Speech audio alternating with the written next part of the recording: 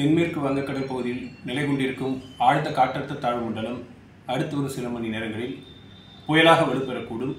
இது தொடர்ந்து வடமேற்கு திசையில் நகர்ந்து நாளை பிற்பகல் காரைக்காலுக்கும் மகாபலிபுரத்திற்கும் இடையே புதுவைக்கு அருகில் கரையை கடக்கக்கூடும்.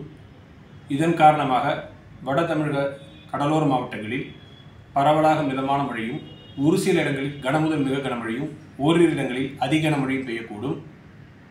இந்த புயல் கரையை கடக்கின்ற பொழுது பலத்த காற்றானது மணிக்கு 70 முதல் 80 கிலோமீட்டர் வேகத்தில், அவ்வப்பொழுது 90 கிலோமீட்டர் வேகத்தில் வீசக்கூடும். மீனவர்கள் கடலுக்கு செல்ல வேண்டாம் என்று அறிவுறுத்தப்படுகிறார்கள்.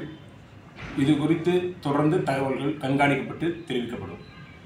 தென்மேற்கு வங்கக்கடல் பகுதியில் நிலை கொண்டிருக்கும் ஆழ்ந்த காற்றழுத்த தாழ்வு மண்டலம் அடுத்து வரும் சில மணி நேரங்களில் புயலாக வலுப்பெறக்கூடும்.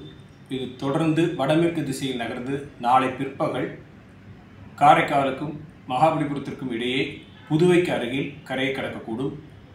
இதன் காரணமாக வட தமிழக கடலோர மாவட்டங்களில் பரவலாக மிதமான மழையும், ஒரு சில இடங்களில் கனமுதல் மிக கனமழையும், ஓரிரு இடங்களில் அதி கனமழையும் பெய்யக்கூடும்.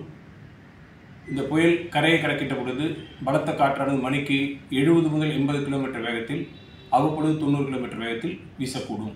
மீனவர்கள் கடலுக்கு செல்ல வேண்டாம் என்று அறிவுறுத்தப்படுகிறார்கள்.